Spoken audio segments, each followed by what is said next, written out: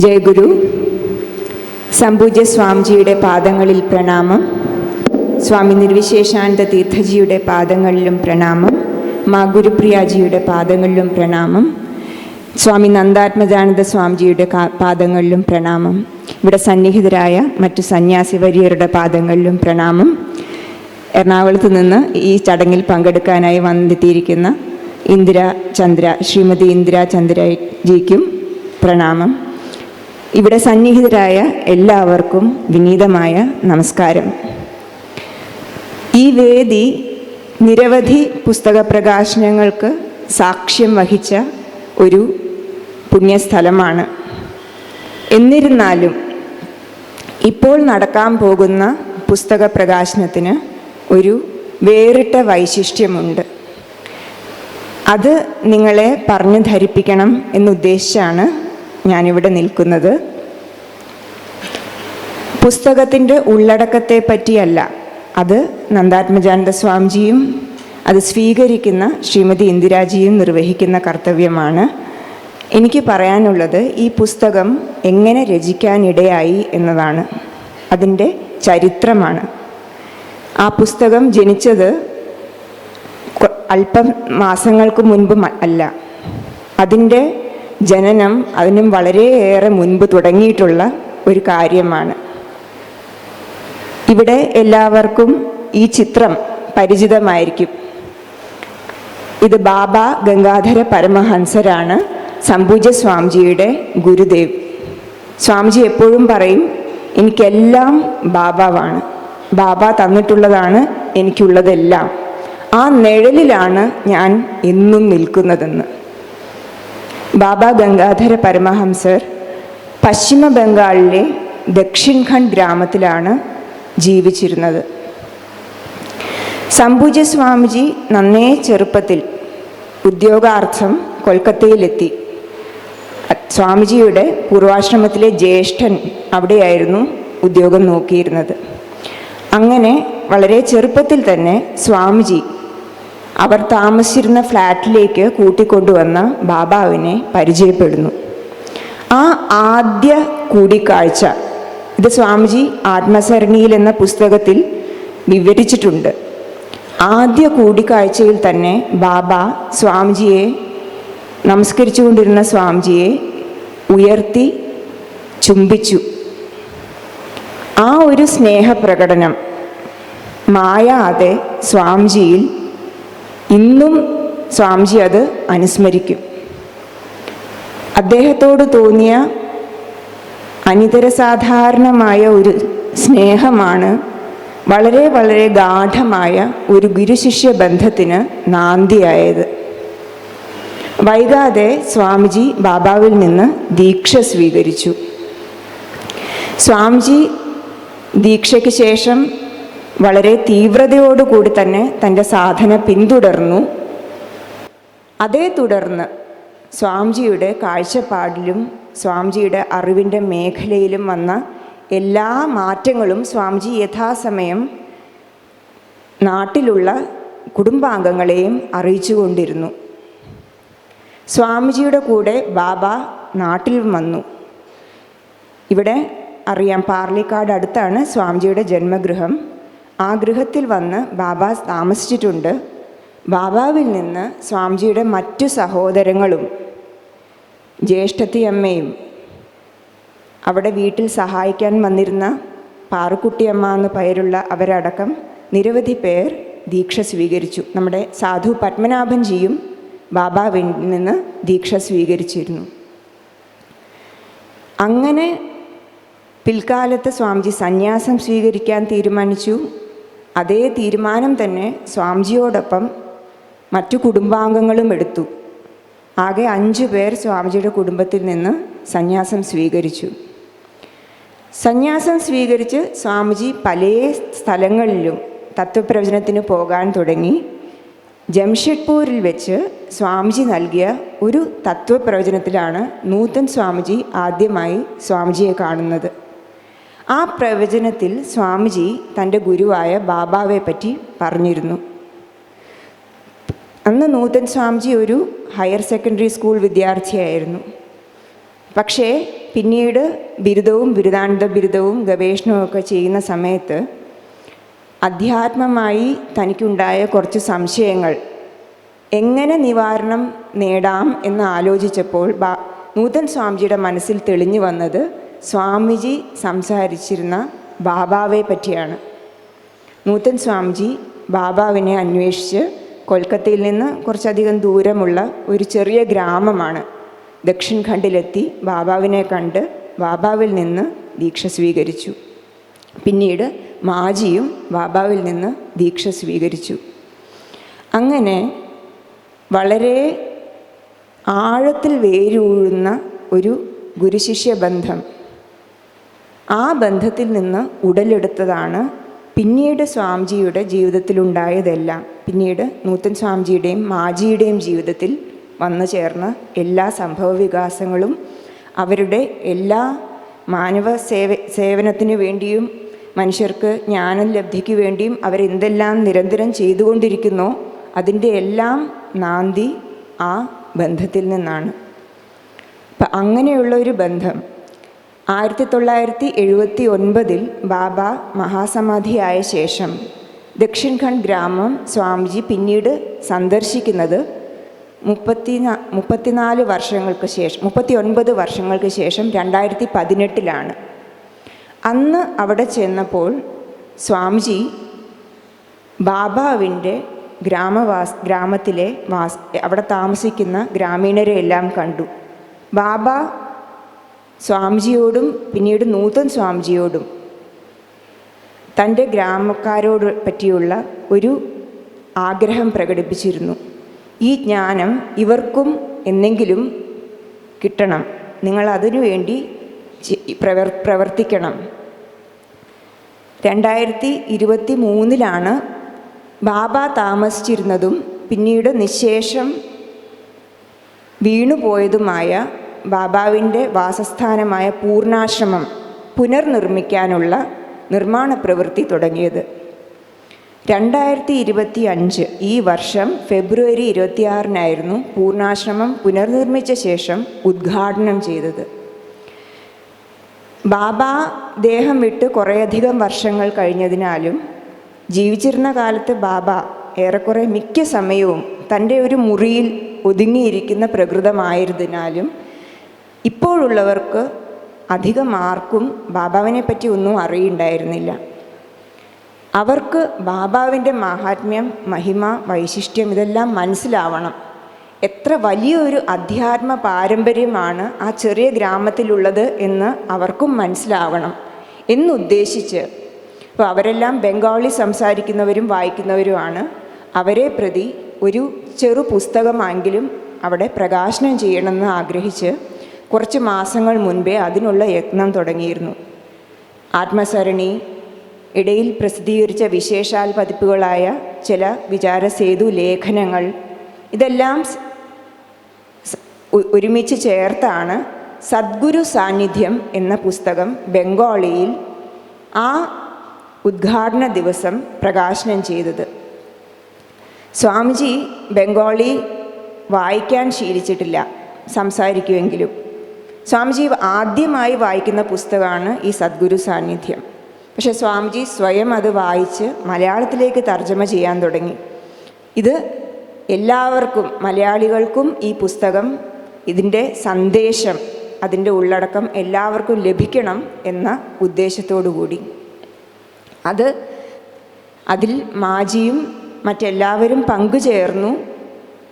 അങ്ങനെയാണ് ഈ പുസ്തകം ഇപ്പോൾ അതിനൊരു ബാഹ്യ രൂപം കിട്ടി ഇന്നിവിടെ പ്രകാശത്തിന് സജ്ജമായിരിക്കുന്നത്. അതാണ് ഈ പുസ്തകത്തിൻ്റെ ചരിത്രം. അതേപ്പറ്റി നിങ്ങളെ എല്ലാവരെയും ഒന്ന് ധരിപ്പിക്കണമെന്ന് വിചാരിച്ചു. വളരെ ചുരുങ്ങിയ സമയത്തിലാണ് ഈ പുസ്തകം തയ്യാറാക്കിയതും. നമുക്ക് നന്ദാത്മജാനന്ദ സ്വാമിജിയെയും വളരെ മുന്നേ ഇതേപ്പറ്റി അറിയിക്കാൻ സാധിച്ചില്ല. പക്ഷേ സ്വാമിജി തിരക്കുകളെല്ലാം മാറ്റിവെച്ച് ഇങ്ങനെയൊരു സമയത്ത് ഇത് പ്രകാശനം നിർവഹിക്കാൻ വേണ്ടി ഇവിടെ വന്നു. നിങ്ങൾക്കറിയാം, പ്രബുദ്ധ കേരളം എന്ന മാസികയുടെ എഡിറ്ററാണ് സ്വാമിജി. അതുകൂടാതെ ആശ്രമത്തിലെയും മറ്റു പല കാര്യങ്ങളിലും അദ്ദേഹം വളരെ കർമ്മനിരതനായിട്ടുള്ള ഒരു സ്വാമിജിയാണ്. അതുപോലെ ഇന്ദിരാൻ്റി സ്വാമിജി തിരഞ്ഞെടുത്ത് ഇവിടെ ഈ പുസ്തകം സ്വീകരിക്കാൻ വേണ്ടി അറിയിച്ചപ്പോൾ വളരെ സന്തോഷപൂർവ്വം എറണാകുളത്ത് നിന്ന് എത്തിച്ചേർന്നിട്ടുണ്ട്. നമുക്ക് പ്രകാശനത്തിന് വേണ്ടി നന്ദാത്മജാനന്ദ സ്വാമിജിയെ ഈ പുസ്തകത്തിൻ്റെ പ്രകാശനം നിർവഹിക്കാൻ വേണ്ടി സ്വാഗതം ചെയ്യുകയാണ്. സ്വാമിജി ആദ്യ പ്രതി ശ്രീമതി ഇന്ദിരാജിക്ക് ഇപ്പോൾ നൽകും. ഈ പുസ്തകത്തിൻ്റെ കവർ ചിത്രത്തിൽ കാണുന്നത് ബാബാവും സ്വാമിജിയുമാണ്. സന്യാസം സ്വീകരിച്ച ശേഷം സ്വാമിജി ബാബാവെ സന്ദർശിച്ചപ്പോൾ എടുത്ത ഒരു ചിത്രമാണ് ഇതിൻ്റെ മുഖചിത്രമായിട്ട് കൊടുത്തിരിക്കുന്നത്.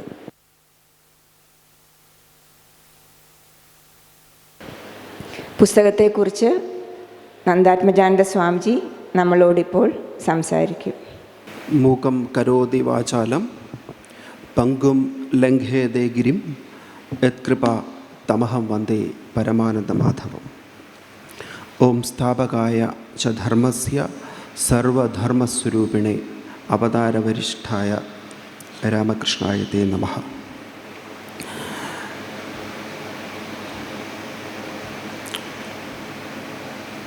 സംപൂജ്യ ഭൂമാനന്ദ തീർത്ഥജി മഹാരാജ്, മറ്റ് സന്യാസി ശ്രേഷ്ഠർ, ജിജ്ഞാസുക്കൾ, ഭക്തജനങ്ങൾ, എല്ലാവർക്കും എൻ്റെ വിനീതമായ നമസ്കാരം. ഒരു നിയോഗമെന്നോണമാണ് ഈ ഒരു പുസ്തകത്തിൻ്റെ പ്രകാശനത്തിനായിട്ട്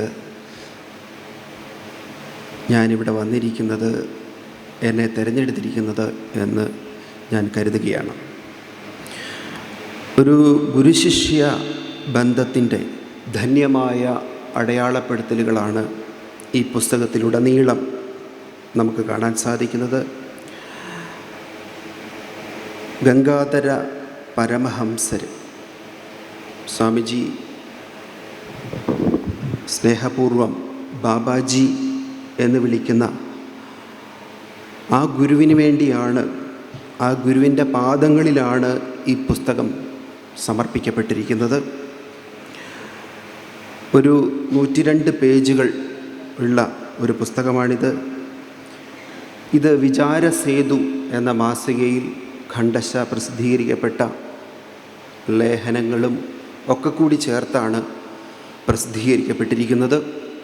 ഞാൻ ഓർക്കുന്നു 2-3 വർഷം മുമ്പ്, 4 വർഷം മുമ്പാണെന്ന് തോന്നുന്നു, ഞാനിവിടെ ഒരു പരിപാടിക്ക് വന്നപ്പോൾ സ്വാമിജി ഒരു പുസ്തകം തരികയുണ്ടായി. അത് ഇംഗ്ലീഷ് പുസ്തകമായിരുന്നു. ആ പുസ്തകത്തിൽ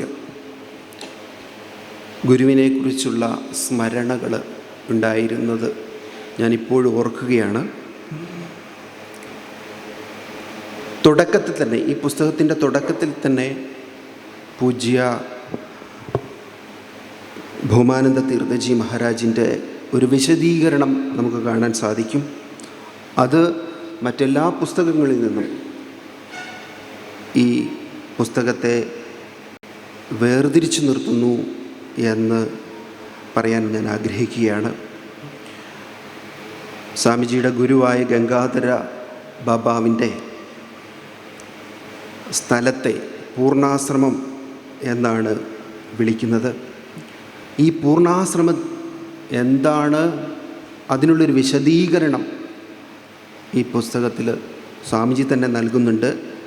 ജീവനിലേക്ക് പൂർണ്ണത കൊണ്ടുവരലാണ് പൂർണ്ണാശ്രമം. എന്നാൽ ജീവനിലേക്ക്, മനുഷ്യജീവനിലേക്ക് പൂർണ്ണത കൊണ്ടുവരലാണ് എന്ന് പറയുമ്പോൾ നമ്മുടെ എല്ലാവരുടെയും ഉള്ളിലുള്ള ആ സാധ്യതയാണ് ആദ്യം തന്നെ സ്വാമിജി തൊട്ട് കാണിക്കുന്നത്. നമ്മുടെ എല്ലാവരുടെയും ഉള്ളിൽ ട്രമൻഡസ് ആയിട്ടുള്ള പോസിബിലിറ്റീസ് ഉണ്ട് എന്ന് നമ്മുടെ ഗുരുക്കന്മാർ പറഞ്ഞു തരുന്നത് ആ മഹത്തായ ഉപനിഷത്തിൻ്റെ ഒരു അടയാളപ്പെടുത്തലുകളാണ് എന്ന് നമുക്ക് പറയാൻ സാധിക്കും. ഇതിൽ വീണ്ടും വീണ്ടും ആവർത്തിക്കുന്ന ഒരു വാക്കാണ്, സ്വാമിജി തന്നെ ഉദ്ധരിക്കുന്നൊരു വാക്കാണ് തപോവൈഭവം സ്വാമിജി എത്രമാത്രമാണ് ആ ഭാഷയുടെ മനോഹാരിതയെ ആവാഹിച്ചെടുക്കുന്നത് എന്ന് ഈ ഒരു വാക്കിൽ നിന്നും നമുക്ക് കൃത്യമായിട്ട് മനസ്സിലാക്കാൻ സാധിക്കുന്നതാണ്. സ്വാമിജിയുടെ പ്രഭാഷണങ്ങളിലും എഴുത്തുകളിലുമൊക്കെ ഈ ഒരു ഭാഷയുടെ പ്രൗഢിയും അതുപോലെ തന്നെ മനോഹാരിതയും നമുക്ക് കാണാൻ സാധിക്കും. മറ്റൊരു കാര്യം, ഈ ഉള്ളിലെ ഏതൊരു മനുഷ്യനിലും ഉറങ്ങിക്കിടക്കുന്ന ഉള്ളിലെ സാധ്യതയെ പുറത്തെടുക്കുവാനുള്ള ഒരേയൊരു മാർഗം തപസ്സാണ് എന്ന് സ്വാമിജി അസന്ദിഗ്ധമായിട്ട് പ്രഖ്യാപിക്കുക കൂടിയാണ് ഇവിടെ ചെയ്യുന്നത്. അരണി കടഞ്ഞിഴും അഗ്നി പോലെ ആരായ്വരിൽ അതിരറ്റെഴും വിവേകം എന്ന് ആത്മോപദേശ ശതകത്തിൽ പറഞ്ഞിരിക്കുന്നു ഇതേക്കുറിച്ച്.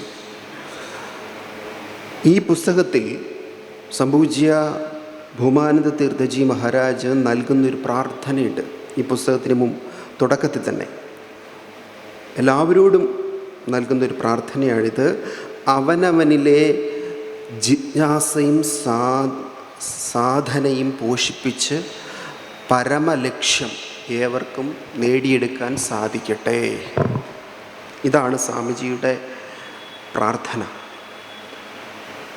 ശിഷ്യൻ ഗുരുവിൻ്റെ തലത്തിലേക്ക് പരിണമിക്കുന്ന ആ മഹാധന്യത ആണ് സ്വാമിജി നമുക്ക് വേണ്ടി ഒരു ആശംസയായിട്ട് സമർപ്പിച്ചിരിക്കുന്നത്.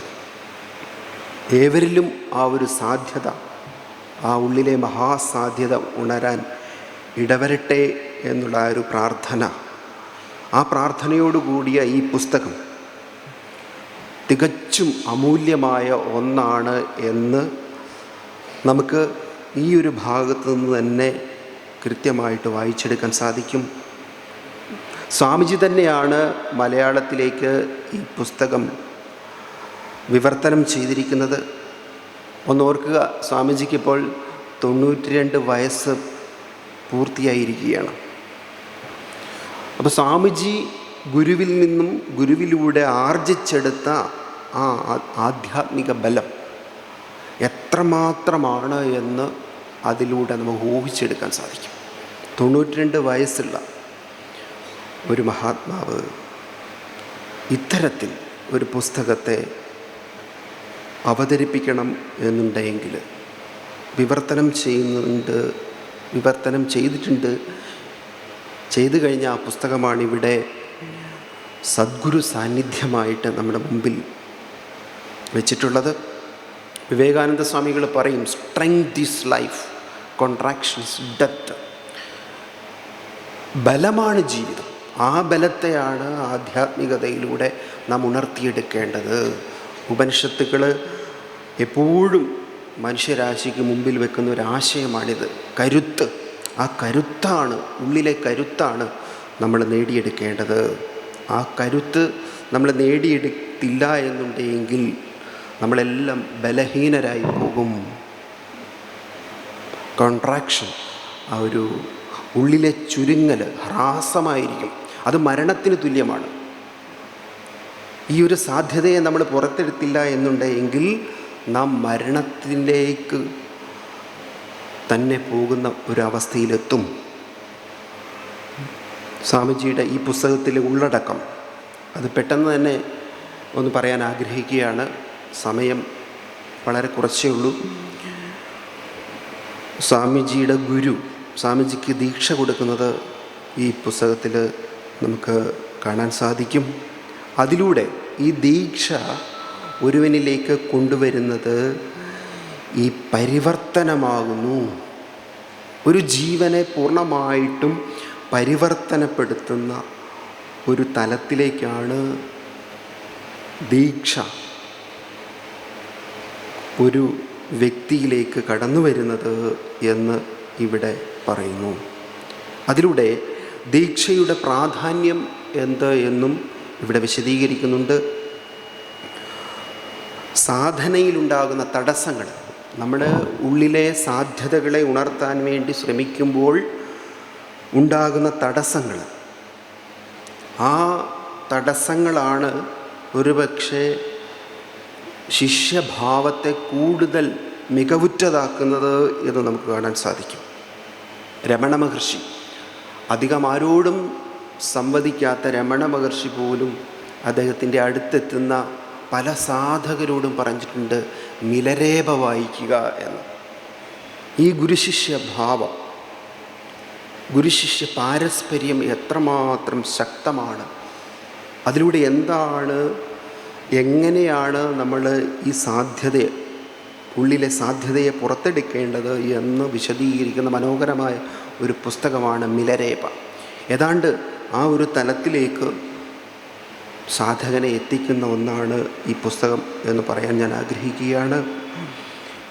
നമ്മുടെ സാധകരുടെ ഏവരുടെയും ജീവിതമെന്ന് പറയുന്നതൊരു അധ്യാത്മ പരീക്ഷണശാലയാണ്. അവിടെ ഗുരു നൽകുന്ന ഉപദേശം എന്താണ് എന്ന് ഇവിടെ ബാബാവിൻ്റെ വാക്കുകളിലൂടെ കേൾക്കാൻ സാധിക്കും. ഗോ ഫോർവേഡ്, മുന്നോട്ട് നീങ്ങുക, മുന്നോട്ട് സഞ്ചരിക്കുക. Go forward. ഏത് തളർച്ചയിലും, എവിടെയും എന്ത് പ്രശ്നങ്ങളുണ്ടായാലും ഒരു സാധകൻ മുന്നോട്ട് തന്നെ പോകണം. ബാബാവിൻ്റെ നിരവധി ഉപദേശങ്ങൾ ഈ പുസ്തകത്തിലുടനീളം കാണാൻ സാധിക്കും. ആ പുസ്തകത്തെ ഏറ്റവും കൂടുതൽ മികവുറ്റതാക്കുന്നത് ഈ ബാബാവിൻ്റെ ഇവിടെ അവതരിപ്പിക്കപ്പെട്ടിട്ടുള്ള ഉപദേശങ്ങളാണ് എന്നുകൂടി പറയാൻ ഞാൻ ആഗ്രഹിക്കുകയാണ്. നമ്മളുടെ ഏതൊരു സാധകൻ്റെയും ജീവിതത്തിൽ കടന്നു വരേണ്ട ഒന്നാണ് ശരണാഗതി. സ്വാമിജി അതിനെക്കുറിച്ച്, ഭൂമാനന്ദ തീർത്ഥജി മഹാരാജ് അതിനെക്കുറിച്ച് വിശദീകരിക്കുന്നത് തൻ്റെ തന്നെ പരിവ്രാജക ജീവിതം വരച്ചു കാണിച്ചുകൊണ്ടാണ്. സർവ്വതിനെയും വിട്ടുകൊടുക്കുക, ഈ പ്രപഞ്ചശക്തിക്ക് വിട്ടുകൊടുക്കുക എന്നുള്ള ആ ഒരു ഭാവത്തെയാണ് പരിവ്രാജക ജീവിതത്തിലൂടെ സ്വാമിജി നമ്മളെ ബോധ്യപ്പെടുത്തുന്നത്. ഗുരുവിൻ്റെ സമക്ഷം ഉള്ള ശാസ്ത്ര പഠനങ്ങളും ചർച്ചകളും ഒക്കെ തന്നെ സ്വാമിജിയുടെ വിശദീകരിക്കുന്നുണ്ട്. അതെത്രമാത്രം ശക്തമായിരുന്നു എന്നിവിടെ നമുക്ക് കാണാൻ സാധിക്കും, ഈ പുസ്തകത്തിൽ കാണാൻ സാധിക്കും. വിവേകാനന്ദ സ്വാമികളുടെ ജ്ഞാനയോഗം, അത് ഗംഭീരമായൊരു പുസ്തകമാണ്, ലോകം മുഴുവൻ പോപ്പുലറായൊരു പുസ്തകമാണ്. ആ പുസ്തകം സ്വാമിജി എപ്പോഴും കയ്യിൽ കരുതാറുണ്ടായിരുന്നു എന്ന് ഇവിടെ സാധകൻ്റെ ജീവിതത്തെ അവതരിപ്പിക്കുമ്പോൾ പറയുന്നുണ്ട്. ലോകത്തെ മുഴുവൻ സ്വന്തമാക്കാൻ സാധിക്കുന്ന ആ ഒരു ധന്യതയാണ് ഏതൊരു സാധകനിലേക്കും കടന്നു വരേണ്ടത്. അപ്രകാരമൊരു തലത്തിലേക്ക് ഉയരുന്നതിനെയാണ് ഈ പുസ്തകം ലക്ഷ്യമാക്കുന്നത്. ആദ്യകാലത്ത് തന്നെ സ്വാമിജിയുടെ ജീവിതം എപ്രകാരമായിരുന്നു എന്ന് ഈ പുസ്തകത്തിൽ വിശദീകരിക്കുന്നുണ്ട്. അതിൽ നിന്ന് നമുക്ക് മനസ്സിലാക്കാൻ സാധിക്കുന്നത്, ഇവിടെ ജനിച്ച, ഈ പാർലിക്കാട് ജനിച്ച ഒരു വ്യക്തി ലോകം മുഴുവൻ അറിയപ്പെടുന്ന ഒരു തലത്തിലേക്ക് വളരുന്നതാണ്.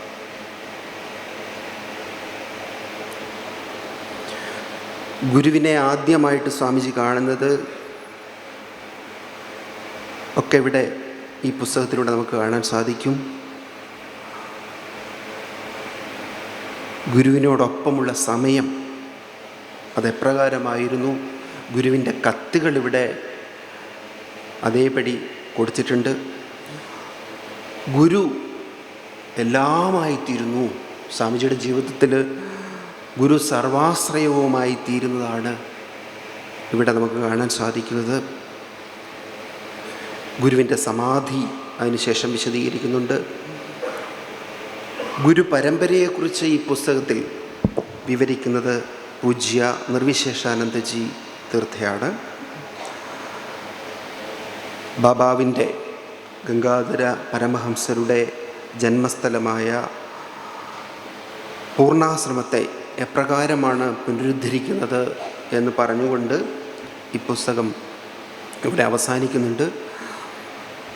ഇവിടെയൊക്കെ നമ്മൾ മനസ്സിലാക്കേണ്ട ഒരു കാര്യം, സ്വാമിജി ഇവിടെ വിശദീകരിച്ച് നൽകുന്ന ഒരു കാര്യം, ഒരു ഗുരു ആദ്യം തന്നെ ഒരു ശിഷ്യനിലേക്ക് എപ്രകാരമുള്ള തിരിച്ചറിവാണ് ഉണ്ടാക്കി കൊടുക്കുന്നത് എന്നതിനെക്കുറിച്ചാണ്. സ്വാമിജി തന്നെ പറയുന്നത്, സ്വാമിജിയുടെ ഭാഷ വളരെ മനോഹരമായ ഭാഷ നമുക്കിവിടെ കാണാൻ സാധിക്കും. അതിലൂടെ ആദ്യം തന്നെ പറയുന്നത്, ഒരു ഗുരു ശിഷ്യനിലേക്ക് എന്ത് ഭാവത്തെയാണ് കൊണ്ടുവരുന്നത്? ദേഹത്തിനുള്ളിലെ അധ്യാത്മ സാന്നിധ്യത്തിന് ഇത്രയധികം ഉത്തുംഗതയും വ്യാപ്തിയും മികവുമുണ്ടോ?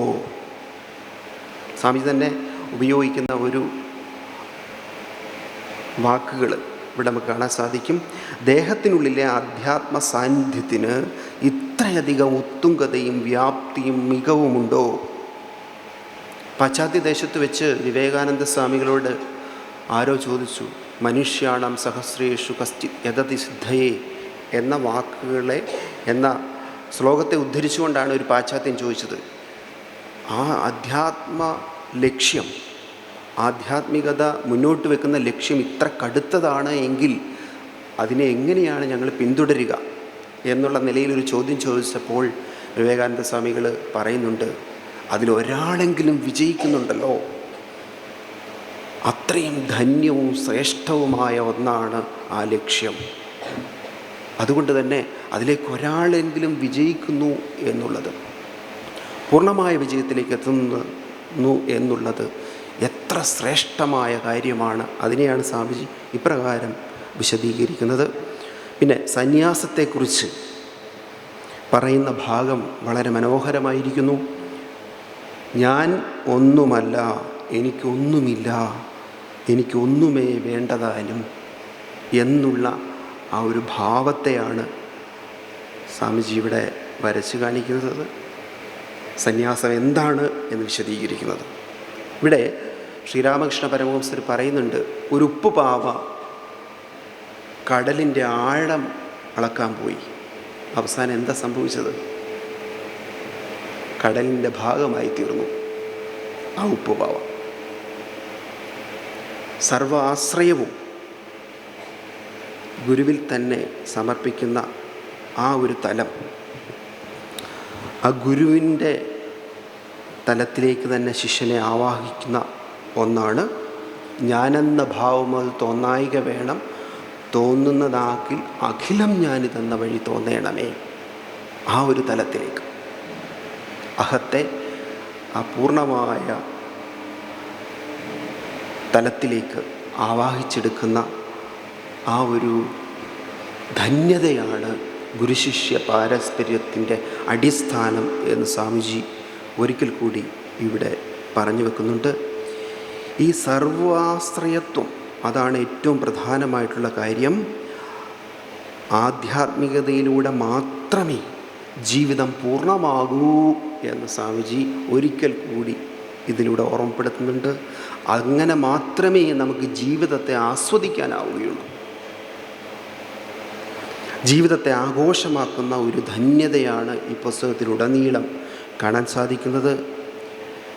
ഇതിനെക്കുറിച്ച് വിവേകാനന്ദ സ്വാമികൾ പറയുന്നുണ്ട്, കൽക്കട്ടയിലെ മണൽത്തരികളിൽ നിന്ന് പോലും ആയിരക്കണക്കിന് വിവേകാനന്ദന്മാരെ സൃഷ്ടിക്കാൻ എൻ്റെ ഗുരുനാഥന് കഴിയുമായിരുന്നു എന്ന്. ഒരിക്കൽ ശാരദാദേവി സിസ്റ്റർ നിവേദിത മാർഗരറ്റ് നോബിളിനോട് പറഞ്ഞു, നിനക്ക് സന്യാസത്തിന് സമയമായിരിക്കുന്നു എന്ന നിലയിൽ ഒരു കാര്യം പറഞ്ഞപ്പോൾ നിവേദിത അമ്മ ശാരദാദേവിയോട് പറഞ്ഞു, എൻ്റെ ഗുരുനാഥൻ എന്നോട് പറഞ്ഞിട്ടുള്ളത് ബ്രഹ്മചര്യ ദീക്ഷ എടുക്കണം എന്നാണ്. ബ്രഹ്മചര്യ ദീക്ഷ അങ്ങനെയാണ് സ്വാമിജി എനിക്ക് നൽകിയത്. ഗുരുനാഥൻ ഇച്ഛിക്കാത്ത ഒന്നും തന്നെ എനിക്ക് വേണ്ട.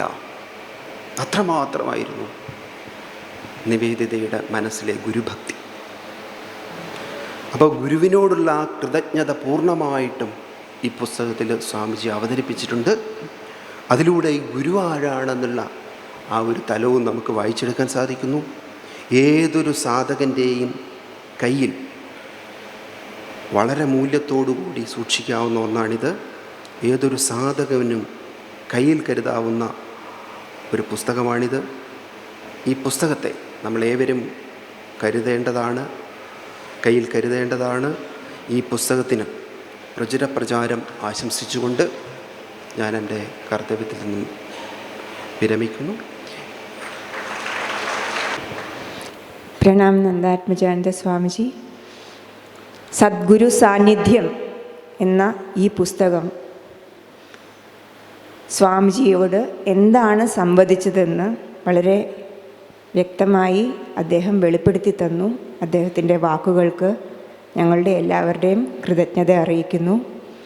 ആദ്യ പ്രതി സ്വീകരിച്ച ശ്രീമതി ഇന്ദിരാജിയോട് പുസ്തകത്തെക്കുറിച്ച് സംസാരിക്കാൻ അഭ്യർത്ഥിക്കട്ടെ. ഗുരുർബ്രഹ്മ ഗുരുർവിഷ്ണു ഗുരുർദേവോ മഹേശ്വര ഗുരു സാക്ഷാൽ പരം ബ്രഹ്മ തസ്മൈ ശ്രീ ഗുരവേ നമഃ. സാക്ഷാൽ പരബ്രഹ്മമായ എൻ്റെ ഗുരുവിൻ്റെ പാദങ്ങളിൽ, ഭൂമാനന്ദ സ്വാമിജിയുടെ പാദങ്ങളിൽ ഞാൻ നമസ്കരിക്കുന്നു. നിർവിശേഷാനന്ദ സ്വാമിജിയുടെ പാദങ്ങളിലും നമസ്കരിക്കുന്നു. മാ ഗുരുപ്രിയാജിയുടെ പാദങ്ങളിലും നമസ്കരിക്കുന്നു. ഇവിടെ ഇത്രയും നേരം ഒരു ഗുരുശ്രേഷ്ഠൻ ബുക്കിനെപ്പറ്റി വളരെ വിശദമായി പറഞ്ഞു തന്നു. അതിനു മുൻപ് ആ ബുക്ക് എന്തുകൊണ്ട് പ്രകാശനം ചെയ്യുന്നു എന്ന് ആശ്രമത്തിലെ പ്രണതിജി അതിലും നന്നായിട്ട് പറഞ്ഞു. ഇനി എനിക്ക് ശേഷിക്കുന്നത് എന്താണെന്ന് അറിഞ്ഞുകൂടാതെ, പക്ഷേ എനിക്ക് നല്ല തീർച്ചയുണ്ട്, എൻ്റെ ഗുരു എൻ്റെ ഉള്ളിലിരുന്ന് എന്തു പറയുന്നുവോ അതായിരിക്കും ഞാനിവിടെ പറയുക. അല്ലാതെ യാതൊരു കഴിവും ഉണ്ടായിട്ടല്ല എന്നെ ഇവിടെ തിരഞ്ഞെടുത്ത് നിർത്തിയിരിക്കുന്നത്. അതും ഗുരുവിൻ്റെ ഇച്ഛയാണെന്ന് വിചാരിച്ച് ചെറിയ ചില കാര്യങ്ങൾ ഞാൻ ഈ ബുക്ക് വായിച്ചപ്പോൾ എനിക്ക് എന്തു മനസ്സിലായി എന്ന് ഗുരുവിൻ്റെ അനുഗ്രഹത്തോടെ ഞാൻ നിങ്ങളുടെ മുൻപിൽ വയ്ക്കാം. അത് തുടങ്ങുന്ന ഭാഗം തന്നെ 2025 ഫെബ്രുവരിയിലാണ് പൂർണ്ണാശ്രമത്തിൻ്റെ ഉദ്ഘാടനം കഴിഞ്ഞത്. അതിന് മുൻപേ തന്നെ 2018-19 വർഷങ്ങളിൽ സ്വാമിജിയും മാജിയും നിർവിശേഷാനന്ദ സ്വാമിജിയുമെല്ലാം ആശ്രമം അവിടെ പണിയണമെന്നുള്ള ഉദ്ദേശം വന്നപ്പോൾ ബംഗാളിലെ ആ ഗ്രാമത്തിൽ അവരുടെ പ്രിയപ്പെട്ട ബാബ ജീവിച്ചിരുന്ന ഗ്രാമത്തിൽ ചെന്നപ്പോൾ അവിടുത്തെ ആളുകൾക്ക് ബാബാവിനെ പറ്റി യാതൊരു അറിവുമില്ല എന്ന് അവർക്കറിയാം. ബാബ ജീവിച്ചിരുന്നപ്പോൾ ഉണ്ടായിരുന്ന വളരെ ചുരുക്കം ശിഷ്യന്മാരാണ്. ഭാഗ്യം സിദ്ധിച്ച വളരെ കുറച്ച് ശിഷ്യന്മാരിൽ 3 പേർ കേരളത്തിലുണ്ട്. ബാക്കിയുള്ളവർക്ക് അവിടുത്തെ ഗ്രാമവാസികളോട് പറഞ്ഞു കൊടുക്കാനോ ബാബാവിനെ പരിചയപ്പെടുത്താനോ അവർക്കേ അറിഞ്ഞുകൂടാ. അങ്ങനെ ഒരവസരത്തിൽ അവരെ പറഞ്ഞു മനസ്സിലാക്കാൻ ബംഗാളിയിൽ തന്നെ ഒരു ബുക്ക് എഴുതണമെന്ന് തീരുമാനിച്ച് മാജി ഒരു ബുക്ക് എഴുതി.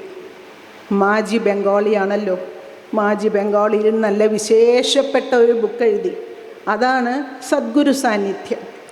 അപ്പോൾ അതിൻ്റെ ഒരു മലയാള പരിഭാഷ വേണമെന്ന് സ്വാമിജി ആഗ്രഹിച്ചത് നമുക്കെല്ലാം വേണ്ടിയിട്ടാണ്.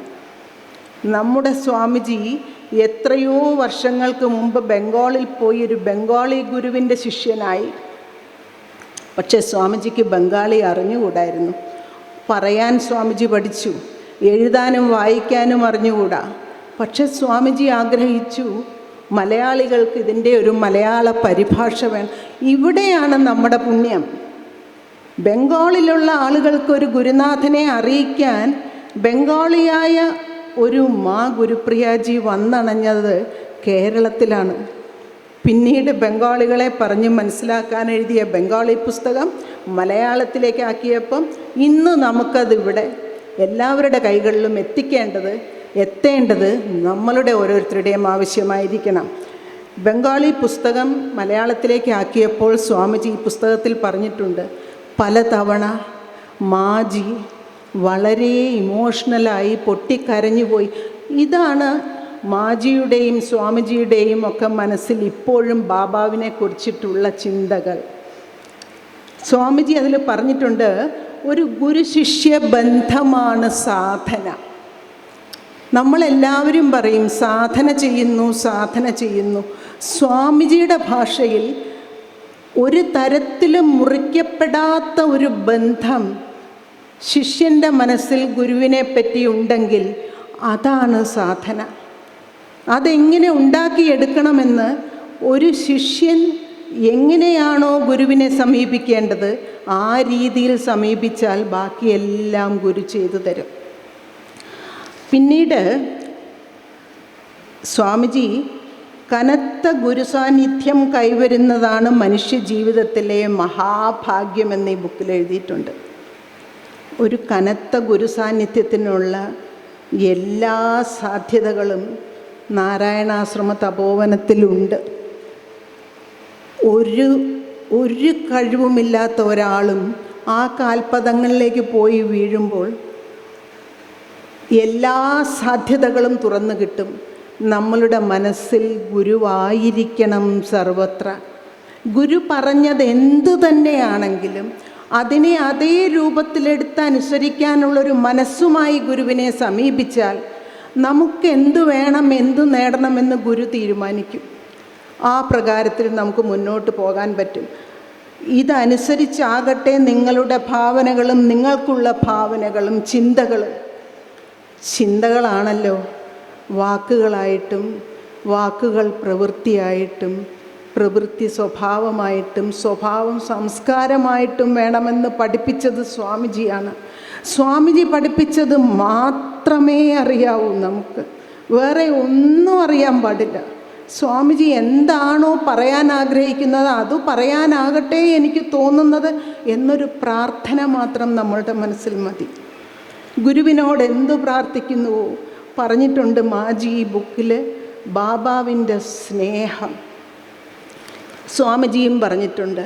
ആദ്യ കാഴ്ചയിൽ സ്വാമിജിക്ക് കിട്ടിയ ഗുരുവിൽ നിന്നും കിട്ടിയത് എന്ത് എന്ന് പ്രണതിജി പറഞ്ഞു. ആദ്യ കാഴ്ചയിൽ സ്വാമിജിയുടെ കുടുംബത്തിൽ ആരും സ്വാമിജിയെ അത്ര സ്നേഹത്തോടെ സ്വീകരിച്ചിട്ടില്ല എന്ന് തന്നെ സ്വാമിജി പറയുന്നു. അതേ സ്നേഹമാണ് നാരായണാശ്രമത്തിൽ വന്നപ്പോൾ ഞാൻ പറയും എനിക്ക് കിട്ടിയതെന്ന്, നിങ്ങൾ ഓരോരുത്തരും പറയും നിങ്ങൾക്ക് ഓരോരുത്തർക്കും കിട്ടിയതെന്ന്. സ്വാമിജിയുടെ ഗുരുവിൽ നിന്ന് എന്ത് സ്നേഹമാണോ സ്വാമിജിക്ക് കിട്ടിയത് അത് തന്നെയാണ് സ്വാമിജിയും മാജിയും നിർവിശേഷാനന്ദ സ്വാമിജിയും ആശ്രമത്തിൽ നമുക്ക് തരുന്നത്. അപ്പോൾ ഗുരുവിൽ നിന്ന് കിട്ടിയതാണ് നമ്മൾ കൊടുക്കേണ്ടത് എന്ന് അവർ നമ്മളെ പഠിപ്പിച്ചു തരുക. ഓരോ ചലനങ്ങളും അതാണ് പഠിപ്പിക്കുന്നത്. സ്വാമിജി പറഞ്ഞിരിക്കുന്നു, ബാബാവാണ് എൻ്റെ ജീവിതത്തിലെ നങ്കൂരം. സ്വന്തം ദേഹത്തിലായിരുന്നപ്പോഴും പിന്നെ ദേഹത്തിൽ ഇല്ലാതെ പോയപ്പോഴും. അതാണല്ലോ നമ്മളിപ്പോൾ കാണുന്ന. ഇത്രയും പ്രായമായിട്ടും സ്വാമിജി ഇവിടെ നിന്നും ദക്ഷിൺ ഖണ്ഡിൽ പോയി ആ പൂർണ്ണാശ്രമം അവിടെ പണിത് ശരിയാക്കാനുള്ള ഉത്സാഹവും സ്വാമിജിയുടെ ആ ഒരു വല്ലാത്തൊരു ആവേശവും അത് മാജി ഇതിൽ പറഞ്ഞിട്ടുണ്ട്. എന്തുകൊണ്ടാണ്? ഗുരു ശരീരം വിട്ട് പോയിട്ട് എത്രയോ വർഷങ്ങളായി. ഗുരു എവിടെയും പോയിട്ടില്ല എന്നുള്ള ഉറച്ച ആ തീരുമാനം, ആ വിശ്വാസം, ആ അനുഭവം. ഗുരു ഒരനുഭവമാകണം. ഗുരു ഒരു ശരീരമേ അല്ല, ഗുരു ഒരനുഭവമാണ്.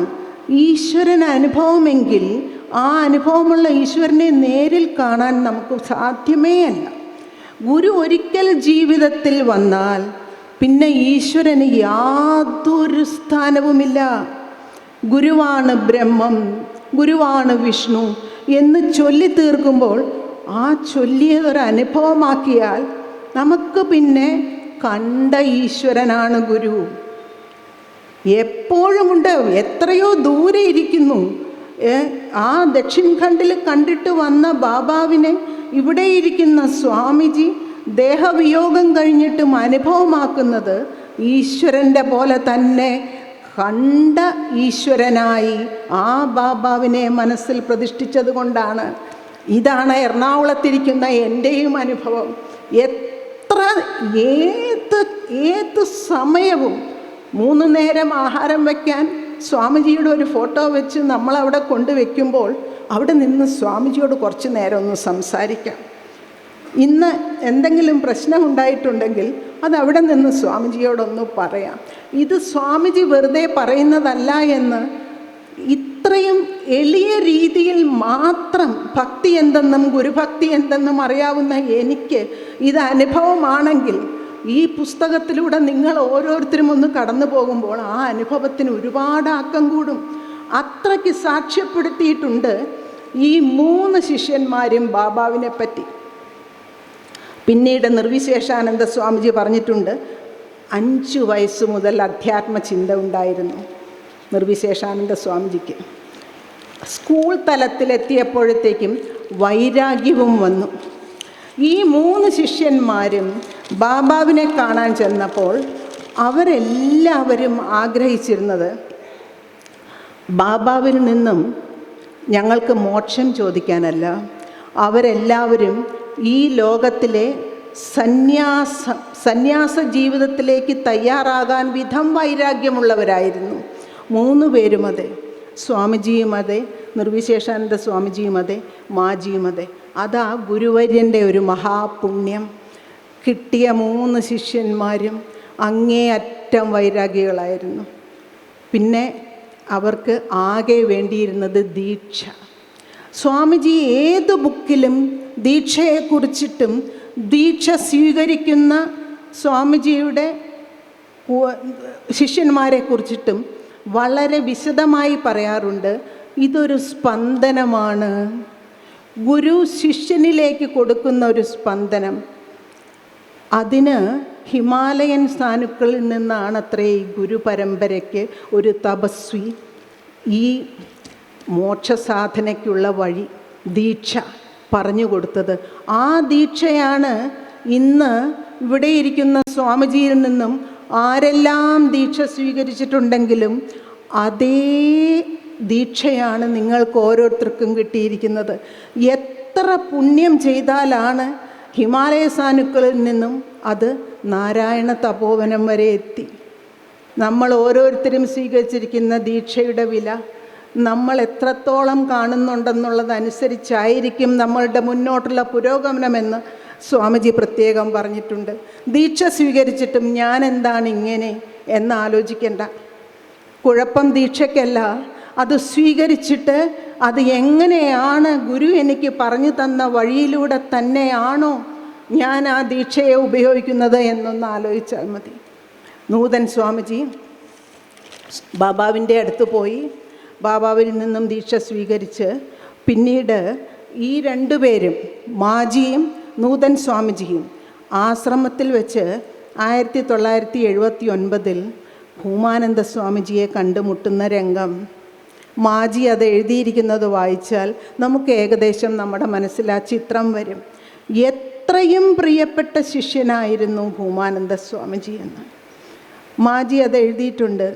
ആ നിലത്തിരിക്കുന്ന ഭൂമാനന്ദ സ്വാമിജിയെ പറ്റിയും ഗുരുവിൻ്റെ മുഖത്തെ പ്രകാശവും ഭൂമ എന്നുള്ള വിളിയും സ്വാമിജി അത് എത്രത്തോളം സ്വാമിജി എഴുതിയപ്പോൾ എഴുതിയിട്ടുണ്ട്, എനിക്ക് ശകാരം കിട്ടിയിട്ടുണ്ട് എൻ്റെ ഗുരുവിൽ നിന്നും, എൻ്റെ ഗുരുവിൽ നിന്ന് എനിക്കും ശകാരം കിട്ടിയിട്ടുണ്ട്. പക്ഷേ ആ ശകാരമെല്ലാം നമ്മളെ ഒന്ന് കഴുകി വൃത്തിയാക്കാനുള്ളതാണ്, നമ്മളിലെ അഹങ്കാരത്തിനെ കഴുകിക്കളയാനാണ്. അങ്ങനെ ചിന്തിക്കാൻ പ്രേരിപ്പിക്കാൻ നമുക്ക് ഗുരുവിൻ്റെ അനുഗ്രഹം വേണം. എന്നാൽ മാത്രമേ നമുക്ക് ഗുരുവിനെ ശരിയായ രീതിയിൽ മനസ്സിലാക്കാൻ പറ്റൂ. അല്ലെങ്കിൽ ഇത് ഓരോന്നും എല്ലാവരുടെ മുമ്പിൽ നിന്നും എന്നെ പറഞ്ഞില്ലേ, ഇല്ല. ഗുരുവിൻ്റെ ശകാരം വേറെ ആരുടെയും ശകാരം പോലെയല്ല. ഗുരുവിൻ്റെ ശകാരം നമ്മളുടെ നന്മയ്ക്ക് വേണ്ടിയും നമ്മളുടെ ഉള്ളിലെ അഹങ്കാരത്തെ കളയാനും മാത്രം. മാജി എഴുതിയിരിക്കുന്നു, ഇതെല്ലാം കഴിഞ്ഞ് ദക്ഷിൺ ഖണ്ഡിൽ ഇവർ പോയി തുടങ്ങിയപ്പോൾ അവിടുത്തെ ഗ്രാമവാസികൾക്ക് സ്വാമിജിയോട് വല്ലാത്ത ഒരു സ്നേഹം.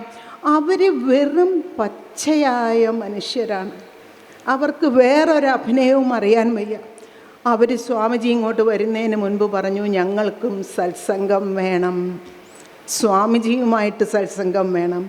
അങ്ങനെയാണ് നമ്മുടെ സ്വാമിജി, നമ്മളെല്ലാം ചെറിയ അഹങ്കാരത്തോടു കൂടെ പറയുന്ന നമ്മുടെ സ്വാമിജി ബംഗാളിയിൽ ഗുരുപൂർണിമയ്ക്ക് അവരുമായിട്ട് സംവദിക്കുന്നു. എത്ര സന്തോഷത്തോടെയും ഉത്സാഹത്തോടെയും ബംഗാളി പറയുന്ന സ്വാമിജിയെ കണ്ട് നമ്മളെല്ലാം അന്തം വിട്ടു. ഇതെന്ത് കഥ, സ്വാമിജിക്ക് ഇങ്ങനെയും വഴങ്ങുമോ ബംഗാളി? ഇപ്പോഴിതാ സ്വാമിജി ബംഗാളി വായിക്കാൻ പഠിച്ചിരിക്കുന്നു. മാജി എഴുതിയിട്ടുണ്ട്, ഈ പ്രായത്തിലും സ്വാമിജി കാണിക്കുന്ന ആ ഒരു ജിജ്ഞാസ ജിജ്ഞാസ കൊണ്ടാണ് സ്വാമിജിക്ക് പ്രായം പ്രശ്നമല്ലാതെ വരുന്നത്. നമ്മളെല്ലാവരും ദേഹത്തിൻ്റെ അസ്വാസ്ഥ്യങ്ങളെ മുന്നിൽ നിർത്തും, എന്നിട്ട് ജിജ്ഞാസയെ തലയിണക്കീഴിൽ വെച്ച് കിടന്നുറങ്ങും. സ്വാമിജി അതല്ല ചെയ്യുന്നത്. ഈ പ്രായത്തിലും ജിജ്ഞാസയോടുകൂടെ പലതും പുതിയ കാര്യങ്ങൾ ചെയ്യുന്നു. ഇതാണ് ഒരു ഗുരുവിൽ നിന്നും കണ്ടുപഠിക്കേണ്ടത്. ഗുരുവിൻ്റെ സാമീപ്യം കൊണ്ട് നമ്മൾ കണ്ടുപഠിക്കേണ്ടത് ഗുരു എന്താണോ അതായിത്തീരാൻ. അതാണ് ദക്ഷിൺ ഖണ്ഡിലുള്ള ഗുരുവിൽ നിന്നും എടുത്ത ദീക്ഷ കൊണ്ട് ഈ 3 ശിഷ്യന്മാരും പഠിച്ചതും നമ്മളെ പഠിപ്പിക്കുന്നതും കാണിച്ചു തരുന്നതും.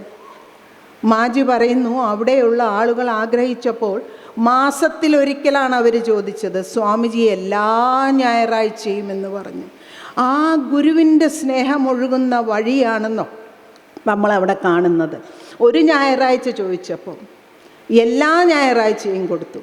കുന്നിക്കുരുവോളം ചോദിച്ചപ്പോൾ കുന്നോളം കൊടുത്തു. നമ്മൾ തിരിച്ചാ പറയുക, കുന്നോളം ആഗ്രഹിച്ചാൽ കുന്നിക്കുരുവോളം കിട്ടും. നല്ല ഗുരുവിൻ്റെ അടുത്ത് വളരെ ചെറിയ അഭിലാഷങ്ങളും കൊണ്ട് മനസ്സലിഞ്ഞു നിന്നാൽ മതി. ഗുരു നമുക്ക് തരുന്നതിന് കയ്യും കണക്കുമില്ല. ഇത് ഞാൻ അനുഭവിക്കുന്നത് കൊണ്ട് ഞാൻ നിങ്ങളോട് പറയുക. അത് എന്തുമായിക്കൊള്ളട്ടെ, എത്ര കീറാമുട്ടി ദുഃഖങ്ങളുമായിക്കൊള്ളട്ടെ, ആ ഗുരുവിനോട് കണ്ണടച്ചൊന്ന് പറഞ്ഞാൽ ഗുരു അതിനെ സാക്ഷ്യപ്പെടുത്തും ഉടൻ തന്നെ. ഗുരു പറഞ്ഞിട്ടുണ്ട് ആ ബുക്കിൽ, നിങ്ങൾ ഓരോരുത്തരും എന്നോട് വന്ന് പറയുന്ന നിങ്ങളുടെ കുടുംബത്തിലെ ദുഃഖങ്ങളെല്ലാം അത് എൻ്റെ മനസ്സിലാകുമ്പോൾ അത് ദൈവീകമാകുന്നു. എന്താണ് ദൈവീകമായാൽ? അതില്ലാതെയാകും. ഞാൻ നിങ്ങളോട് പറയാൻ ആഗ്രഹിക്കുന്ന, എനിക്ക് വേറെ ആരുടെയും അനുഭവങ്ങളെക്കുറിച്ച് അറിഞ്ഞൂടാ. എനിക്കറിയുന്നത് എൻ്റെ അനുഭവങ്ങളെക്കുറിച്ചാണ്. നട്ടുച്ചയ്ക്ക് ആയാലും ഇല്ല, രാത്രി ഉറക്കത്തിൽ നിന്ന് ഉണരുമ്പോഴാണെങ്കിലും എൻ്റെ സ്വാമിജി ഉടനെ വന്നു. സ്വാമിജി എന്താ വേണ്ടേ? ഇന്നതെനിക്ക് വായിച്ചിട്ട് മനസ്സിലായില്ല. ചിലപ്പോൾ ആ രാത്രിക്കായിരിക്കും അത് ഓർമ്മ വരിക. അത് ഞാൻ ഇന്ദിരയ്ക്ക് മനസ്സിലാകുന്ന ഭാഷയിൽ പറയാം. ഞാൻ നിങ്ങളോട് തുറന്നു പറയട്ടെ, ഈയിടെ ഞാൻ ഭഗവത്ഗീത വായിച്ചപ്പോൾ ഞാൻ എല്ലാം എന്നിലുണ്ട്, ഞാൻ എല്ലാത്തിലുമില്ല, ഇതാണ് ഞാൻ വായിച്ചത്. പിന്നെയും വായിച്ചു, മനസ്സിലായില്ല. ഇതെങ്ങനെ ശരിയാകും? എല്ലാം എന്നിലുണ്ട്, ഞാൻ ഒന്നിലുമില്ല. ഞാൻ ഉടനെ എൻ്റെ ഗുരുനാഥൻ്റെ നേരെ തിരിഞ്ഞു. സ്വാമിജി, ഇതൊന്ന് എനിക്ക് മനസ്സിലാക്കി തരാമോ? എന്താണെന്നോ എന്നോട് പറയുന്നതായിട്ട് ഞാൻ കേട്ടത്. പറഞ്ഞു തരാം ഇന്ദിരേ, പറഞ്ഞു തരാം. ഇന്ദിരയ്ക്ക് ഏറ്റവും ഇഷ്ടമുള്ളത് പാചകമാണല്ലോ. ഞാൻ പാചകത്തിൽ നിന്നും ഒരു ഉദാഹരണം എടുക്കാം. എപ്പോഴും ഇന്ദിര ഇഷ്ടപ്പെട്ടുണ്ടാക്കുന്ന ഒരു സാധനമല്ലേ പായസം, അതും പാലട. ശരിയാ സ്വാമിജി, പാലട എന്താണ് ഇന്ദിര ചെയ്യുന്നത്? പാലിൽ പഞ്ചസാരയടക്കമിട്ട് കുറുക്കി നല്ല വൃത്തിയായിട്ട് ഉണ്ടാക്കി വയ്ക്കും. ശരി തന്നെ. അതുകൊണ്ട് ആ പാലടയിൽ ഒന്നെടുത്തൊന്ന് മുറിച്ചു നോക്കൂ, അതിൽ പാലുണ്ടോ? ഇല്ല, അതിൽ പാലില്ല. ദേഹം കോരിത്തരിച്ചുകൊണ്ട് ഞാൻ ആ സ്വാമിജിയുടെ ഫോട്ടോയിൻ്റെ മുമ്പിൽ നമസ്കരിച്ചു. മനസ്സിലായി സ്വാമിജി, ഇപ്പോൾ എനിക്ക് മനസ്സിലായി. ഇത് സത്യമെങ്കിൽ, ഈ ഗുരുവിൻ്റെ മുമ്പിൽ വെച്ച് ഞാൻ പറയുന്നത് സത്യമെങ്കിൽ, നിങ്ങൾക്ക് ഓരോരുത്തർക്കും ഗുരുനാഥൻ ഒരനുഭവമായിരിക്കണം. ഞാൻ സ്വാമിജിയെ ഫോണിൽ വിളിച്ചല്ല ചോദിച്ചത്, ഞാൻ ആ ഫോട്ടോയിൻ്റെ മുമ്പിലാണ് ചോദിച്ചത്. ഭഗവത്ഗീതയിലെ ഒരു ശ്ലോകത്തിൻ്റെ അർത്ഥം ഒന്നുകൂടി മനസ്സിലാക്കി തരാമോ എന്ന്. അതിന് പറഞ്ഞു തന്ന ഉദാഹരണമാണ്. എന്ത് ദുഃഖവും ആവട്ടെ സ്വാമിജിയുടെ മുമ്പിലേക്ക് വെക്കും. ഞാനൊന്നും നോക്കാറേ ഉള്ളൂ. സ്വാമിജി ഉടൻ ഒരു ചിരിയോടുകൂടെ മനസ്സിൽ വരും. സ്വാമിജിയെ ഞാൻ ഒരിക്കലും ആശ്രമത്തിൽ വിട്ടിട്ട് പോയിട്ടില്ല. ഞാൻ സ്വാമിജിയെ എൻ്റെ കൂടെ കൊണ്ടുപോവുകയാണ് ചെയ്യാറ്. സ്വാമിജി എപ്പോഴും ചോദിക്കും, ഗുരുവായൂരിൽ നിന്ന് വരുന്നവരോട് ഞാൻ ചോദിക്കും, നിങ്ങൾ ഗുരുവായൂരപ്പനെ കൊണ്ടുവന്നോ? ആരും പറഞ്ഞിട്ടില്ല കൊണ്ടുവന്നു എന്ന്. പക്ഷെ ഞാൻ പറയും, എൻ്റെ സ്വാമിജിയെ ഞാൻ എപ്പോഴും കൂടെ കൊണ്ടുപോകും. അതുകൊണ്ട് ഇവിടെ വരാൻ പറ്റിയിട്ടില്ലെങ്കിലും എനിക്ക് ആ ഒരു ദൂരം എനിക്ക് ഒരിക്കലും തോന്നാറില്ല. മാജിയോട് ഞാൻ പറയും, ഞാൻ ആശ്രമത്തിലാണ് മാജിയുള്ളത്. ആശ്രമ വരാന്തയിൽ എപ്പോഴും ഞാനുണ്ട്. ഞാൻ ആ കോണി കയറി സ്വാമിജിയുടെ മുറിയിലും പോകുന്നുണ്ട്, മുമ്പിലിരുന്ന് സംശയങ്ങളും തീർക്കുന്നുണ്ട്. അപ്പം ഇതാണ് ഗുരുവിനുള്ള സ്ഥാനം. എൻ്റെ സമയം കഴിയാറായി എന്ന് പ്രണതി ഓർമ്മിപ്പിച്ചു. അതിനു മുൻപ് ഈ ബംഗാളിയിലുള്ള ഈ ഗ്രാമവാസികൾക്ക് മാജി എത്രയും സ്നേഹത്തോടു കൂടെ അവസാനം എഴുതിയിട്ടുണ്ട്. എത്ര എത്രമാത്രം അവർ ആത്മാർത്ഥമായി സ്വാമിജിയെയും സ്വാമിജി പറയുന്നതിനെയും അനുസരിക്കുന്നു എന്ന് ഞാൻ പറഞ്ഞു പോയപ്പം നീണ്ടുപോയി. നിങ്ങൾ ഓരോരുത്തരോടും സ്വാമിജിയോടും ഞാൻ ക്ഷമ ചോദിക്കുന്നു. അതിനുവേണ്ടി വളരെ സന്തോഷം. നാസ്ഥാധർമ്മേന വസുനിജയേ നൈവ കാമോപഭോഗേ യദ്ഭവ്യം തദ്ഭവതു ഭഗവൻ പൂർവകർമാനുരൂപം ഹേതത് പ്രാർത്ഥ്യം മമ ബഹുമതം ജന്മ ജന്മാന്തരേപി ത്വത്പാദാംഭോരുഹയുഗഗത നിശ്ചല ഭക്തിരസ്തു. അതുമാത്രമേ ഉള്ളൂ. സ്വാമിജിയുടെ പാദങ്ങളിൽ പ്രണമിച്ചുകൊണ്ട് ഞാൻ ചോദിക്കട്ടെ, ആ ഭക്തി മാത്രം മതി, വേറെ ഒന്നും വേണ്ട. ജയഗുരു. സദസ്സ് ഒന്നടങ്കം കൊതിക്കുന്നത് സ്വാമിജിയുടെ വാക്കുകൾക്കാണ്. ഈ പുണ്യവേളയിൽ സദസ്സിനെ അനുഗ്രഹിച്ച് സംപൂജ്യ സ്വാമിജി നമ്മോട് സംസാരിക്കും. പൂജ്യ സ്വാമിജിയെ അനുഗ്രഹ ഭാഷണത്തിനായി പാദപ്രണാമങ്ങളോടെ സ്വാഗതം ചെയ്യുന്നു. ഹരി ഓം തത്സത്. ജയഗുരു ജയഗുരു ജയഗുരു. എന്തെങ്കിലും ഒരു പ്രാർത്ഥന ശ്ലോകം ചെല്ലാറുണ്ട്, അതും കൂടി ചെല്ലാൻ പോകില്ല.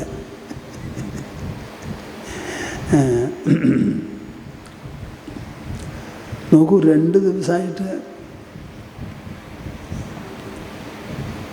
ഇന്നിപ്പോൾ ഇവിടെ ഒന്ന് സംസാരിക്കേണ്ടത് ഇഷ്ടമാണല്ലോ.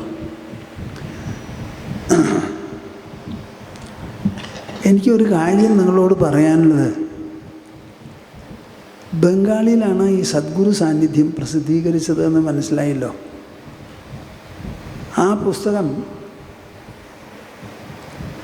ഇവർ 2 പേരുടെയും, നൂത്തൻ സ്വാമിജി ഇവർ 2 പേരുടെയും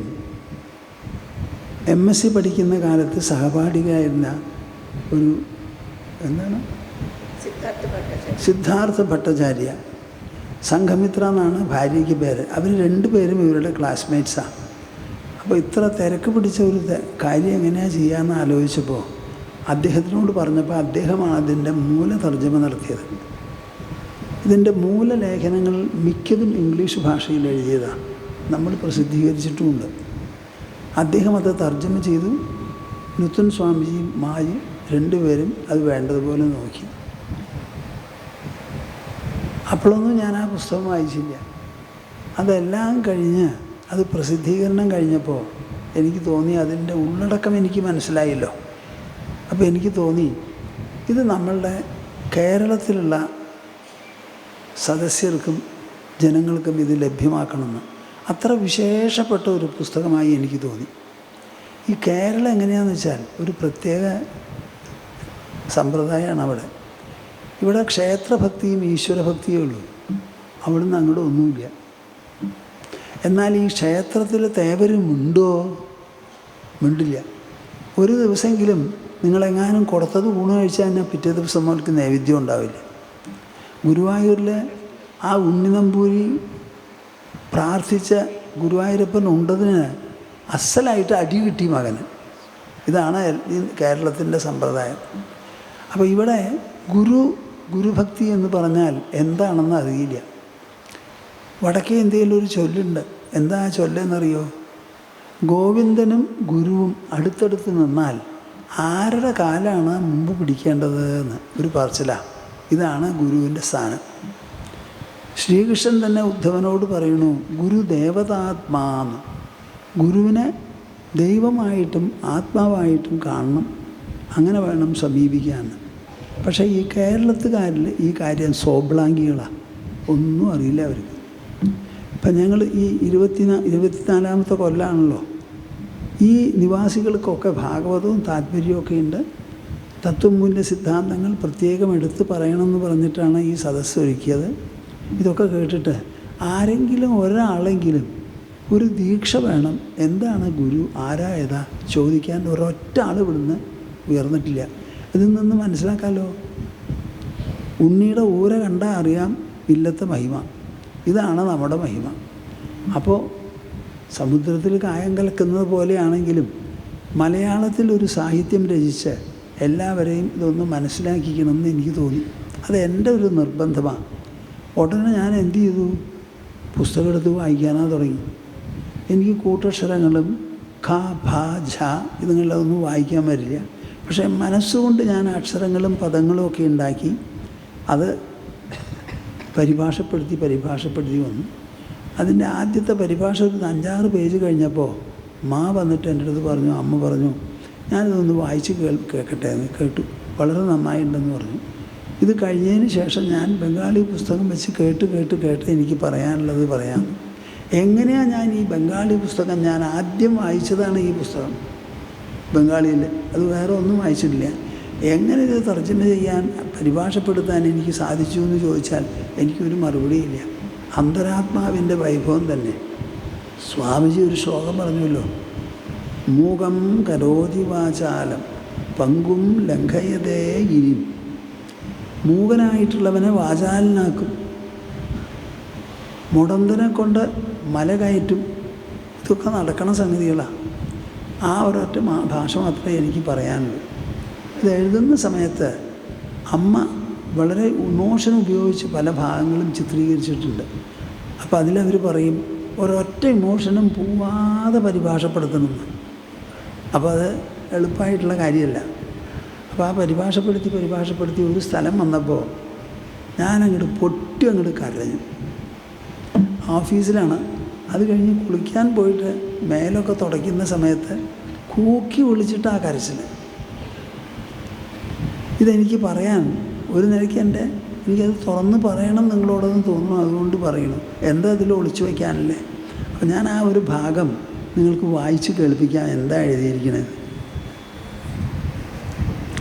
മാ ഗുരുപ്രിയയുടെ ഉള്ളിനുള്ളിൽ തട്ടി നിർഗളിക്കുന്നതും ഭാവവികാരോഷ്മളത ഇറ്റിറ്റ് വീഴ്ത്തുന്നതും ഹൃദയം അലിയിക്കുന്നതുമായ വിവരണങ്ങൾ വായിച്ച് എനിക്ക് ഉൾപൊട്ടി വിതുമ്പുന്ന കണ്ണീരൊഴുക്കും ഒപ്പം ശബ്ദസ്ഫുരണങ്ങളും ഉണ്ടായിട്ടുണ്ട്. ഇത് കരച്ചിലല്ല, മറിച്ച് ഉള്ളിലെ ഞാൻ അലിഞ്ഞൊതുങ്ങി മനസ്സും ബുദ്ധിയുമെല്ലാം ഉരുകിത്തെളിഞ്ഞ് സംക്രമിക്കുന്ന ഉൾസ്പന്ദനങ്ങളുടെ ആസ്വാദ്യ പ്രവാഹമാണ്. അപൂർവമായാണ് ഇത് അനുവാചകരെ തുണയ്ക്കുക. ധന്യമാണ് ഇത്തരം നിമിഷങ്ങൾ. പിന്നെ ഇത് മലയാളം എഴുതുന്ന ആളാണല്ലോ ഞാൻ. അപ്പോൾ ഇത് തർജ്ജമ ചെയ്യുമ്പോൾ ഇതിൻ്റെ മിക്ക ലേഖനങ്ങളും ഇംഗ്ലീഷിലാണ്. പക്ഷേ ആ ഇംഗ്ലീഷ് ലേഖനം ഞാൻ നോക്കിയിട്ടേ ഇല്ല. ബംഗാളി പുസ്തകം ബംഗാളിയുടെ തനിമയോടുകൂടി പരിഭാഷപ്പെടുത്തണമെന്നായിരുന്നു എൻ്റെ ഉദ്ദേശം.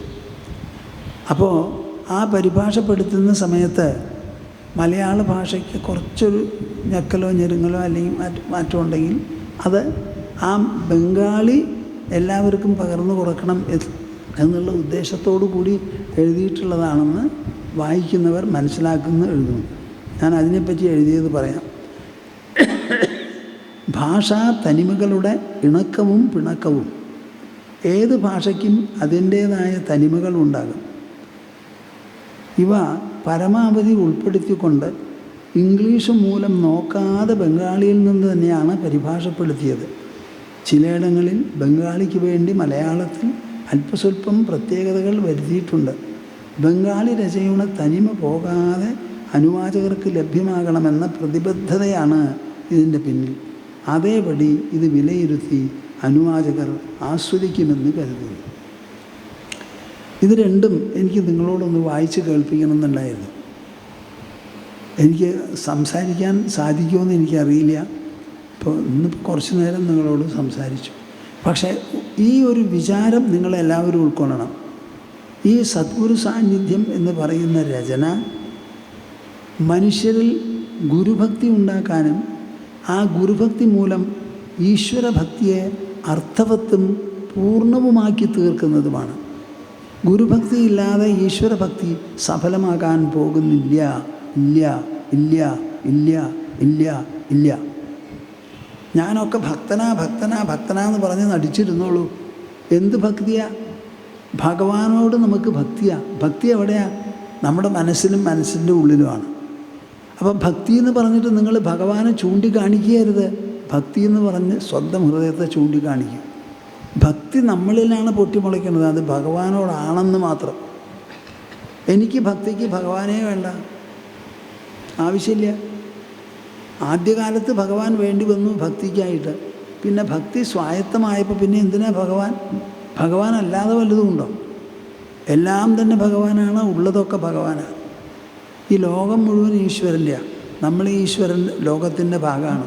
അപ്പം നമ്മളും ഈശ്വരൻ്റെ ഭാഗമല്ലേ? എത്ര ആൾ നിങ്ങൾ പറയാൻ തയ്യാറുണ്ട് ഞാൻ ഭാഗവതനാണ്, ഭഗവാന്റേതാണ്? ഒന്ന് കൈ പൊന്തിക്കൽ. ഞാൻ ഭഗവാന്റേതാണ് എന്ന് പറയാൻ എത്ര പേരുണ്ട് ഇവിടെ എന്ന് നോക്കൂ. പകുതി പേരും കൂടിയില്ല. എന്ത് ഭാഗവതം കേൾക്കലാണ് ആവോപ്പ നിങ്ങളുടെ? ഈ ലോകം ഈശ്വരൻ്റേതാണെന്ന് നിങ്ങൾ സമ്മതിക്കും. ആ ലോകത്തിൽപ്പെട്ട ചെറിയൊരു അംശമാണ് താൻ. അപ്പം ഞാൻ ഈശ്വരൻ്റെ ആണെന്ന് പറയാൻ ചെറിയ കുട്ടിക്ക് പോലും സാധിക്കില്ല. എന്താ നിങ്ങൾക്ക് സാധിക്കാത്തതപ്പാ? ഇതാണ് നിങ്ങളുടെ ഭക്തിയുടെ പൊള്ളത്തരം. അതാര് ചൂണ്ടിക്കാട്ടും? ഒരു സദ്ഗുരുവിന് മാത്രമേ ചൂണ്ടിക്കാട്ടാൻ പറ്റുള്ളൂ. ഈശ്വരൻ മിണ്ടില്ല, വായില്ല, അദ്ദേഹത്തിന് അനങ്ങാൻ പറ്റില്ല. കാരണം എല്ലാ ദിക്കിലും നിറഞ്ഞിരിക്കുന്ന ഈശ്വരനെ എങ്ങനെയാണ് അനങ്ങുക? അനങ്ങോ? എന്താ മിണ്ടാത്തേ? എല്ലാ ദിക്കിലും നിറഞ്ഞിരിക്കുന്ന ഒരു പൊരുളിന് അനങ്ങാൻ പറ്റുമോ? പറ്റില്ല. അപ്പോൾ എങ്ങനെയാണ് ഈശ്വരൻ നിങ്ങളുടെ അടുത്ത് വന്ന് സംസാരിക്കുക? അപ്പോൾ ഇതിനെല്ലാറ്റിനും ഈ കർട്ടൻ അങ്ങോട്ട് ഉയർത്തി കിട്ടണമെങ്കിൽ ഒരു സദ്ഗുരുവിൻ്റെ ആവശ്യമുണ്ട്. അതുകൊണ്ട് തത്വജിജ്ഞാസുക്കൾക്കും ഭഗവത് ഭക്തന്മാർക്കും എന്താണ് സംഭവിക്കുക? എന്ത് പരിവർത്തനമാണ്? ആ പരിവർത്തനത്തിലൂടെ അവർ നേടിയെടുക്കുന്നത് എന്താണ് ഗുരുശിഷ്യ ബന്ധം? അങ്ങനെ ഒന്നുണ്ടോ? ഉണ്ടെങ്കിൽ എങ്ങനെ, എന്ത്, എവിടെ, എത്രത്തോളം, അതിനെ എങ്ങനെ രൂപപ്പെടുത്തിയെടുക്കാം, ഭേദപ്പെടുത്താം, പവിത്രമാക്കാം, പൂർണ്ണമാക്കാം? ഈ കാര്യങ്ങളൊക്കെയാണ് ഇതിൽ പറയുന്നത്. നിങ്ങൾ ആ മനസ്ഥിതിയെ മുൻനിർത്തി നിങ്ങളെല്ലാവരും ഈ പുസ്തകത്തിൻ്റെ പകർപ്പ് വായിച്ച് മനസ്സിലാക്കി ബാക്കിയുള്ളവരോടും പറയണം. ഇനി ആർക്കെങ്കിലും ഈ പുസ്തകം വാങ്ങാൻ പറ്റില്ല, കയ്യിൽ കാശില്ല എന്നുണ്ടെങ്കിൽ ഞങ്ങളോട് വന്ന് പറയാം, വേണമെന്നുണ്ടെങ്കിൽ. ശരി.